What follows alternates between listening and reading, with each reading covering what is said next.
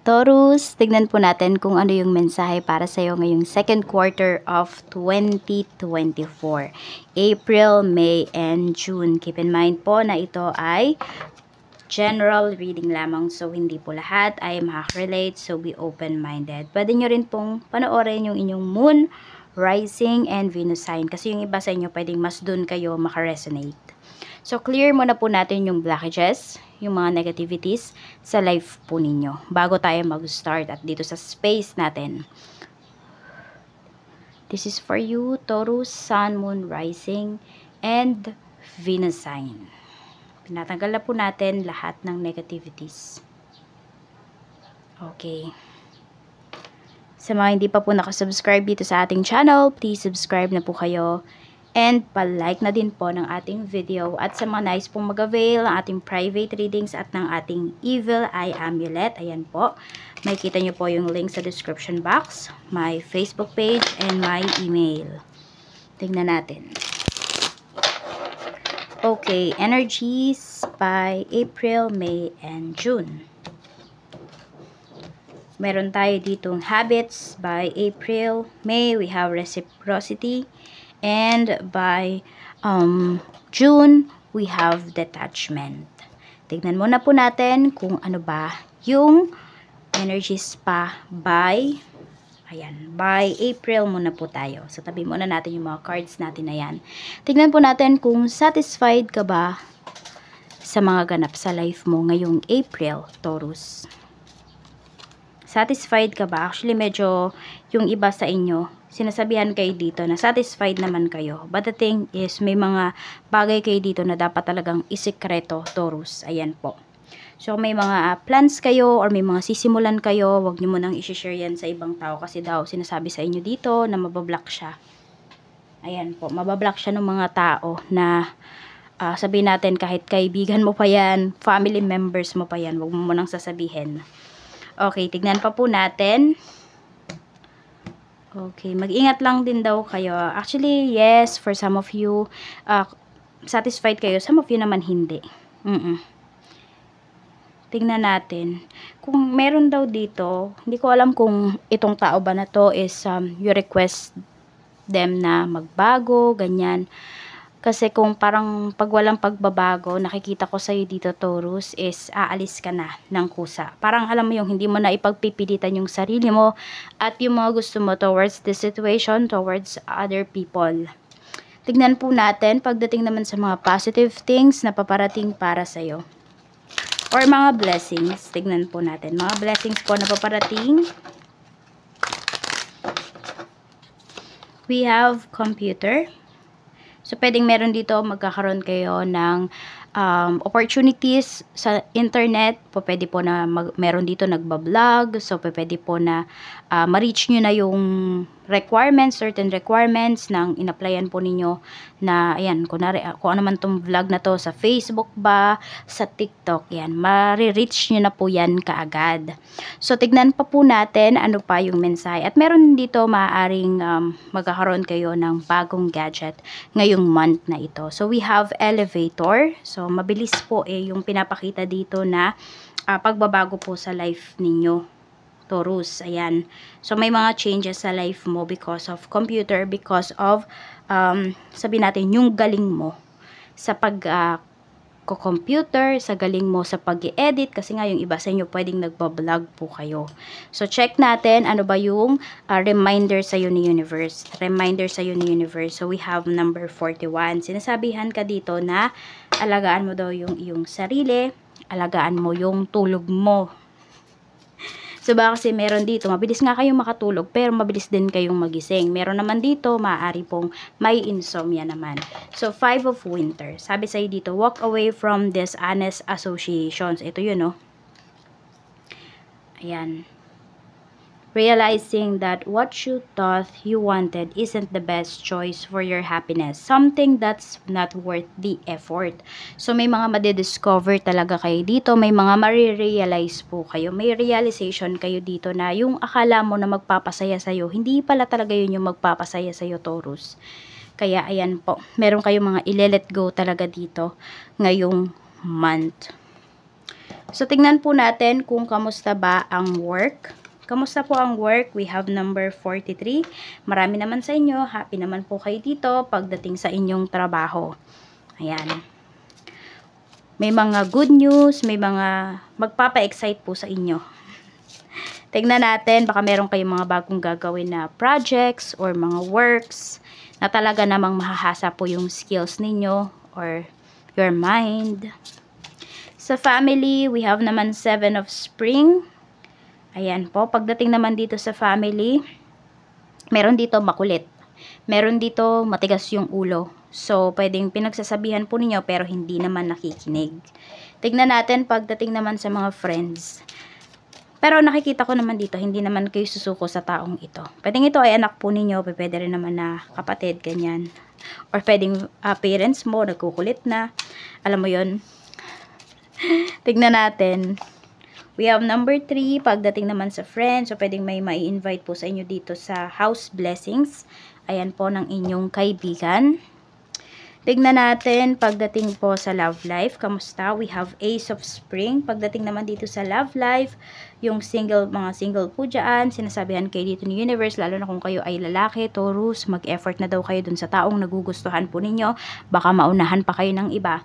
At yung iba naman po sa inyo dito, kung kayo ay may karelasyon, happy po kayo ngayong month na ito. Napakadami ninyong mga treasured moments talaga ngayong month. And marami din pong mga opportunities na darating sa person mo pagdating sa kanyang career. Check naman natin pagdating naman po sa kaperahan. Bakit? We have angel. So, ito po, may mga tao na nag-a-advise, may mga taong mag-a-advise towards your person ngayong month na ito. Pwedeng ikaw din yan. Ikaw talaga yung magiging guide niya pagdating sa kaperahan. Or pwede rin naman na ikaw to, yung person mo, talagang magaling siya mag-handle ng money. So, ayan po.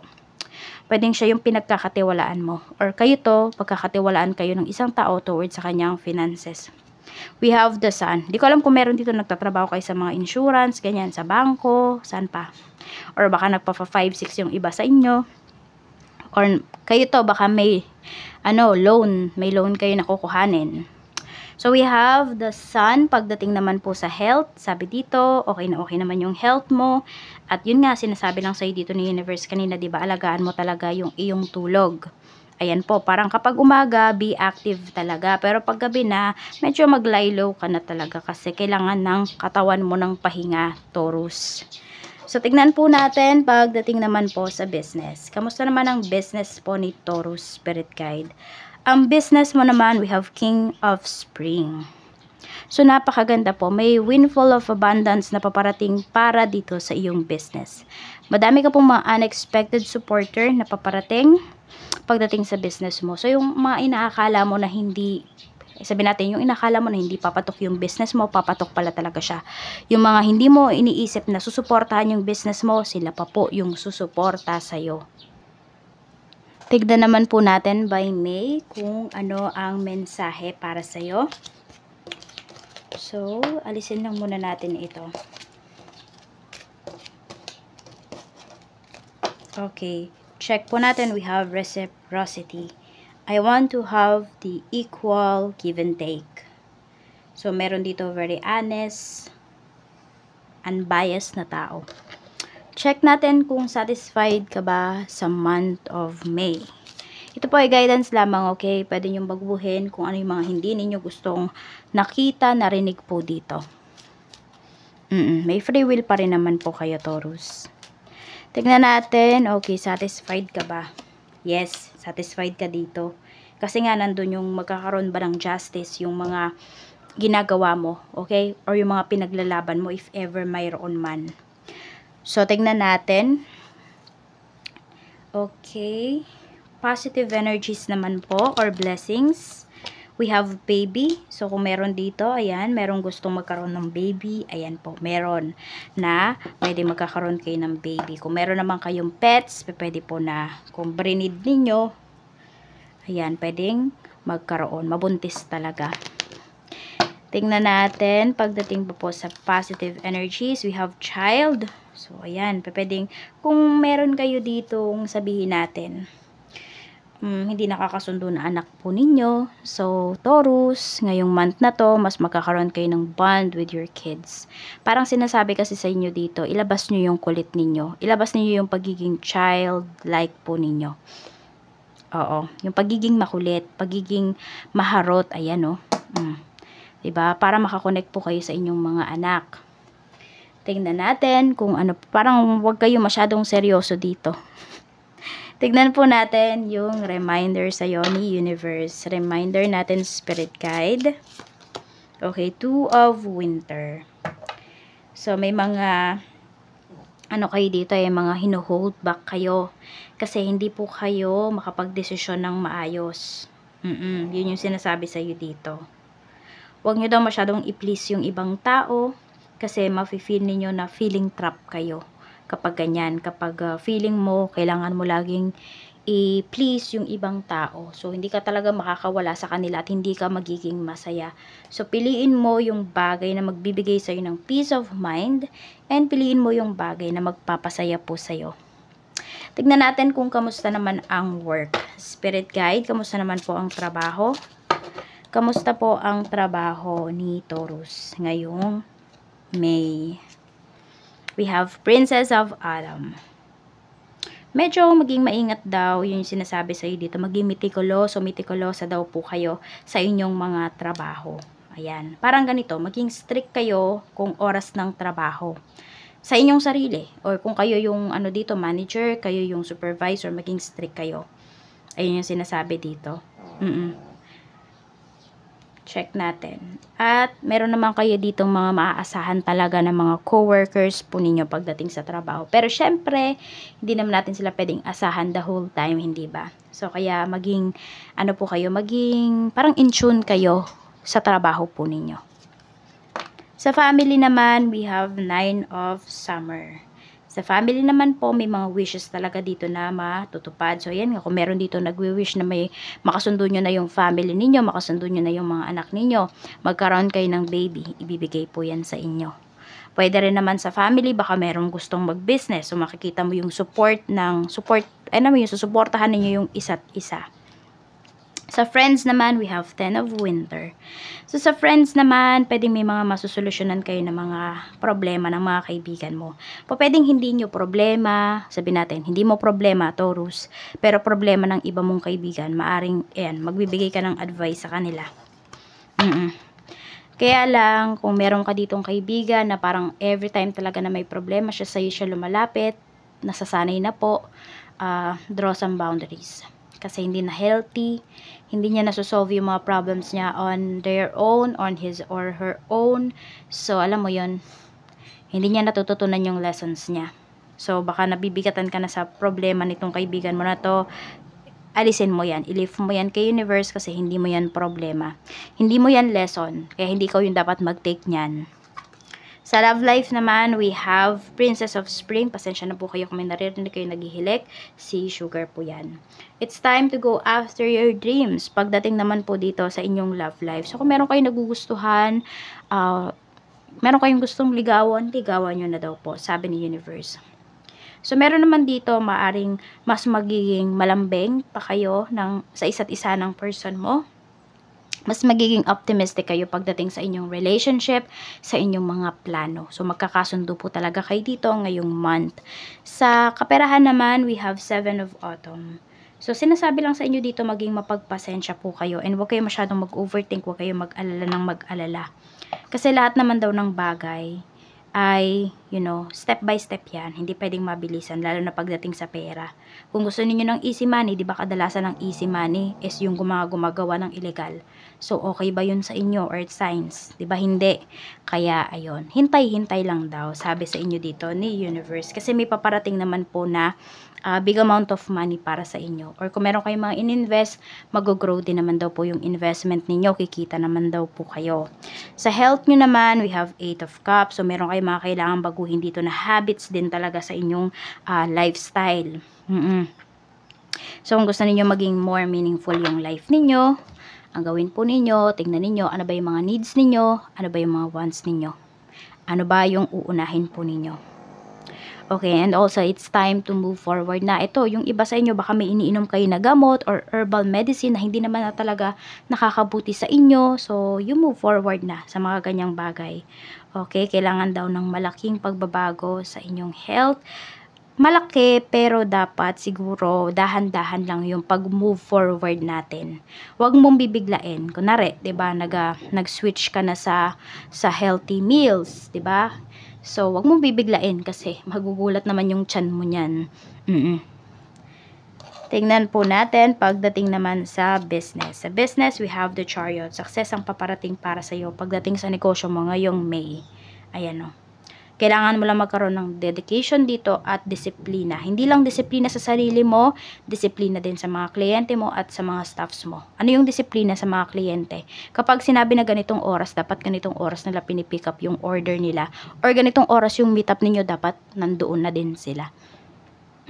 Sometimes you give lesson naman daw to your clients or to your staffs. Yan yung sinasabi sa'yo dito.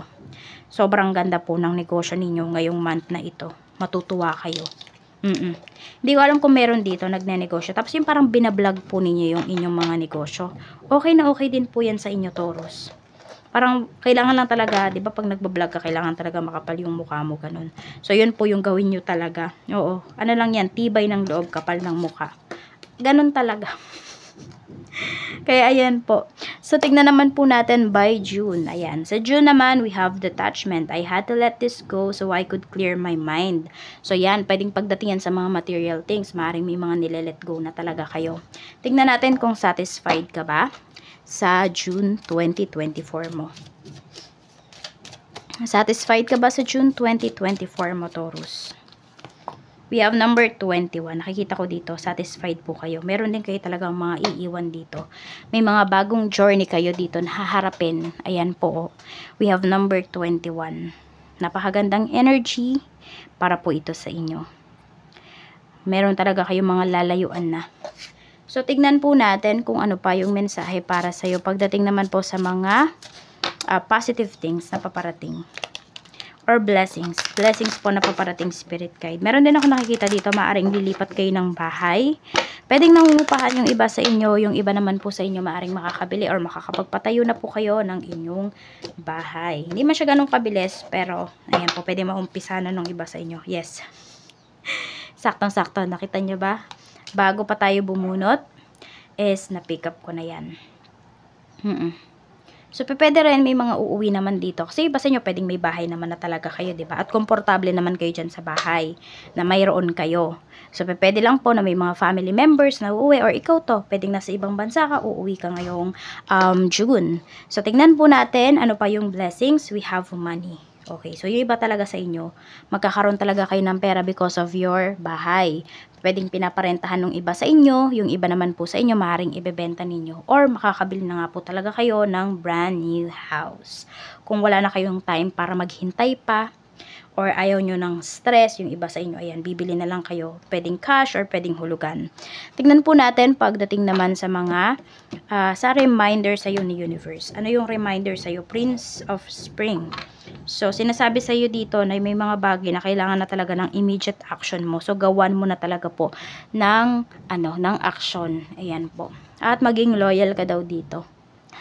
Pero syempre, alam mo dapat kung kailan magiging loyal, alam mo kung kailan hindi. Tingnan natin kasi naman yung iba sa inyo, pwedeng sobrang loyal ninyo. May mga tao dito na niloloko na kayo. May mga tao dito na tinetake advantage na kayo, pero nag-i-stay pa rin kayo. So, maging loyal but be wise. Ayan siguro yung sinasabi sa inyo. Sa work po, we have 7 of Summer. Maraming opportunities na lalapit sa'yo ngayong month na ito. Huwag ka na daw mag-procrastinate, sabi sa'yo ni Universe. Make a decision now. Ito din yun eh. Ayan, kailangan nyo na talagang magdesisyon. Oo, kasi pwedeng yung iba sa inyo pagdating dito sa trabaho, nakikita ninyo hindi na kayo satisfied, wala nang self-fulfillment, hindi na kayo na-fulfilled, okay? So, hindi na kayo inspire, baka meron talagang iba pang offer para sa inyo. So, try to consider those opportunities. Sa family naman, we have Prince of Winter. So, meron dito may pagka-impulsive. Ayan po. Pwedeng iniiwasan mo to ngayon. Itong kapatid mo na to, itong kay itong family members mo na to. Pinsan, pwede rin. Kasi po, pwedeng kapag kasama mo siya, napapagastos ka talaga. So, yun yung nakikita ko dito. Napapagastos ka sa mga bagay na hindi mo naman talaga kailangan. So, ayun, may mga nilalayuan ka talaga dito. Parang, kesyo, family members mo sila or friends mo sila, iiwasan mo sila kasi alam mo sa sarili mo or signs na hindi na sila nakakabuti sa'yo. Check po natin sa love life mo naman, kamusta. So, we have life experience. Pagdating naman sa love life, ayan, so, pwedeng yung iba sa inyo, may mga bagay dito na hindi na talaga nag-work para sa inyo ng person mo.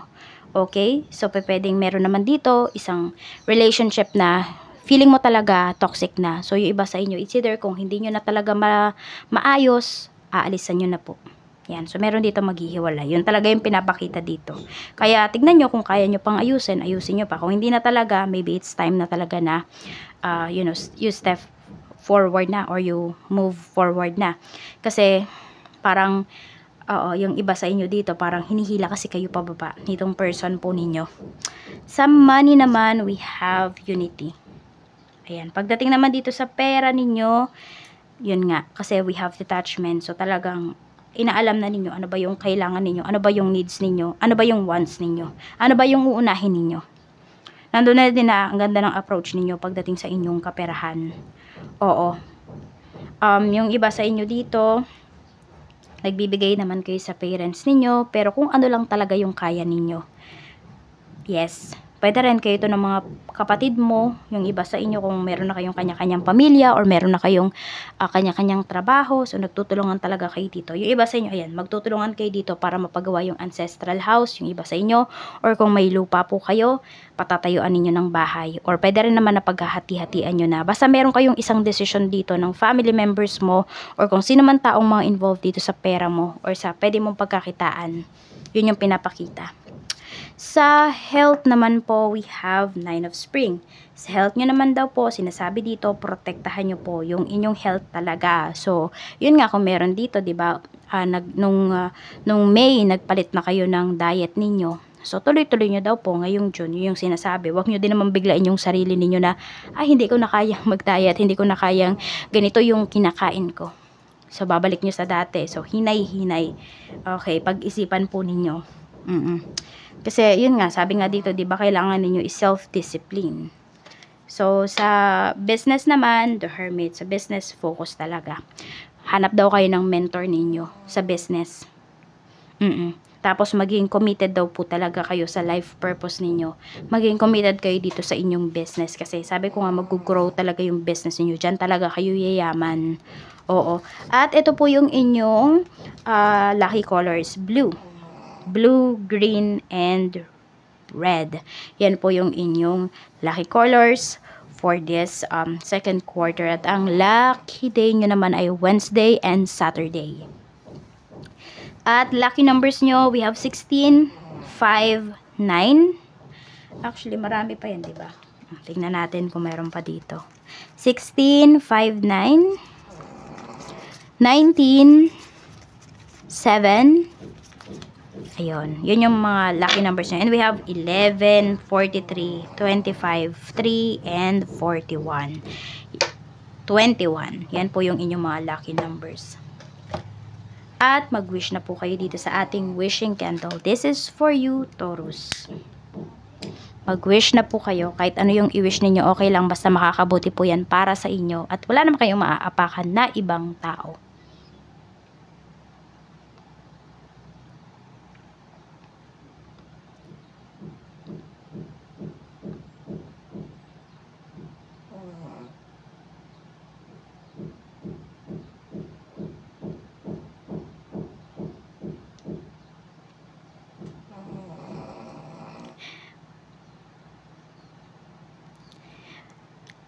Pasensya na po kayo sa hilik ni Sugar. Maraming salamat po. Seal na po natin yung wishes mo. More blessings to come ngayong second quarter, Taurus. Bye-bye!